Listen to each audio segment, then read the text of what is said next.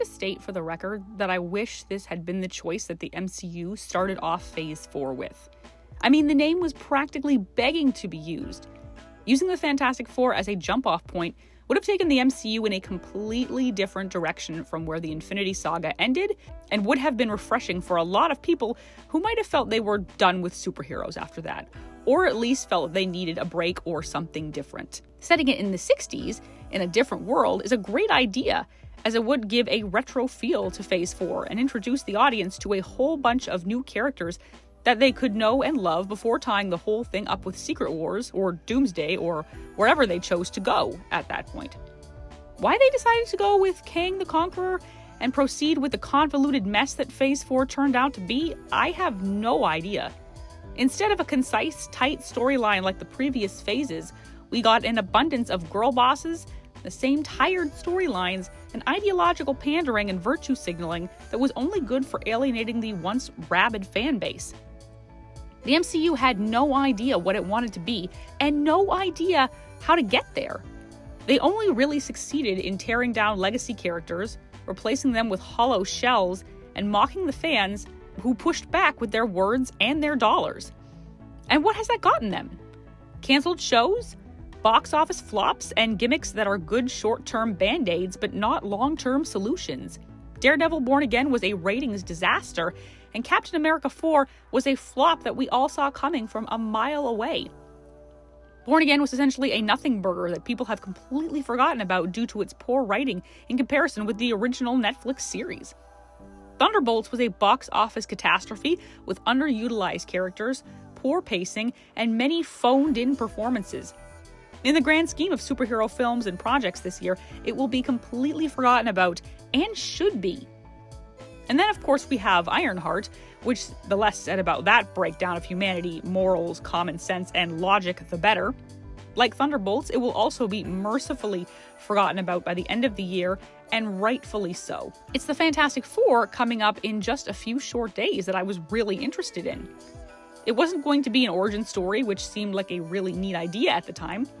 There have been a ton of origin stories in the MCU, and the idea of trying something different with already established heroes is pretty intriguing.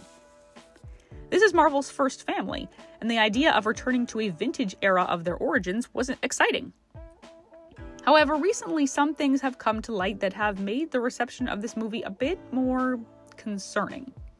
The first is the casting of Pedro Pascal as Reed Richards. I don't doubt that Pedro is a good actor. He's been in some truly critically acclaimed shows from Game of Thrones to Narcos. However, in the last few years, Hollywood has saturated him into every major role for a male character, it seems. And some of the roles have been very strange. Some of the productions he has been in, like Wonder Woman 1984, have been publicly panned, while others, like The Mandalorian, have been enthusiastically received. But the main parallel in all of this is that the man has been everywhere, no matter if he is a fit for the role or not. Maybe it's because he's viewed as masculine, but not too alpha male, charming, but not to the point where it's viewed as their version of toxic, and talented enough that his presence in a movie or show isn't going to automatically make or break it. But maybe it's all of those things. But his continued presence in everything these days can be a bit tiring to see, and especially for such a major role like Reed Richards. The trailer didn't inspire much hope in his ability to pull off what is supposed to be the smartest man in the Marvel Universe. This is the leader of the Fantastic Four, Marvel's first family, and Pedro as Reed comes across as aloof, sad, unsure of himself, and anxious. It's hard not to notice that a lot of his dialogue in the trailer is dismaying and a bit self-deprecating. He doesn't seem to be an inspiring figure, which is exactly what Reed Richards should be. It's quite easy to see where the writers have taken a wrong turn in the characterization for this movie, and this only continues with characters like Sue Storm, who seems to be the most important member of the group and the film in general. There's been a lot of conversations around Sue having gravitas and personal power and autonomy, which only stands to reason that whoever the writers are for this movie didn't think she had any of that before, and just existed to be some sort of helper for Reed who conveniently had powers.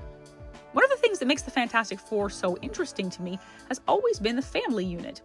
Each character had a different dynamic to each other, but one complements the rest of the group really well. And like any other team, each member in the family has a role to play that suits them and that only they can fulfill. It's a blending of equals, but at the same time a highly efficient unit that is full of heart and care for each other. It's extremely ironic to me that the best version of a Fantastic Four movie that we have ever gotten were The Incredibles, that had absolutely nothing to do with the Marvel Cinematic Universe. And this is what makes all the articles about Sue Storm's characterization so concerning. She looks as if she's going to be set up to be the most important person in this group of four, with Johnny and Ben and even Reed taking a back seat. Marvel's doubling down on girl bosses this year doesn't seem to be slowing down, and the brand damage is already bad enough. Coupled with Sue being some sort of empowered female who seems to be constantly reassuring an insecure and dismal Reed all the time, another point of contention that this movie has created for itself is the female Silver Surfer. Though there were comics that featured a female iteration of this character, the one that most people, normies included, are going to be the most familiar with is Norrin Radd. He'll be the one people were looking for, and to find his role being played by an obscure character that no one really knows about is going to be a controversial choice. Especially since it will be assumed that this is being done for the same social and ideological reasons that the four main heroes are exploring gender roles. There's been speculation that Norrin Radd is being saved for a movie in which the Fantastic Four is in the universe that we are used to seeing, but even if that's true, it's hard to argue it from a profits standpoint, especially since the character in question looks so genuinely terrible.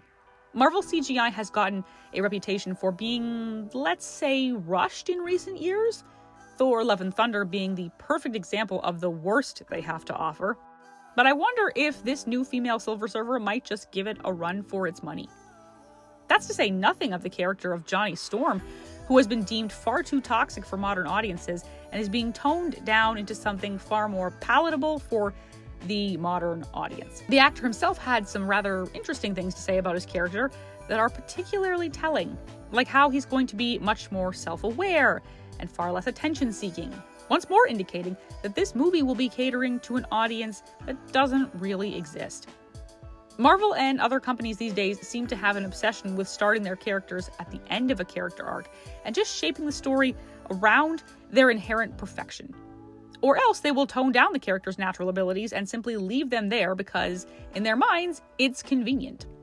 God only knows what Joseph Quinn was thinking with comments like this, but if he was hoping for anyone to take him seriously as the Human Torch, that's going to be a lot more difficult now. And Marvel seems to be at least a little aware of this, because their marketing for this movie has been astonishing. The product placements and clip releases are really leaning into that 60s vibe that the movie is set in, and while some of the ads have been interesting, the sheer volume of them has been more than any other Marvel movie. And maybe that's because for years, all Marvel had to do was make an announcement and then show a trailer, and the movie was a guaranteed success. The recent box office flops have ensured that's no longer possible. And it's beginning to sink in that a lot of the fan base is losing interest if they're trying to grab attention in any way that they can. All this is to say that the final result of what we have seen so far of the Fantastic Four has been rather disappointing.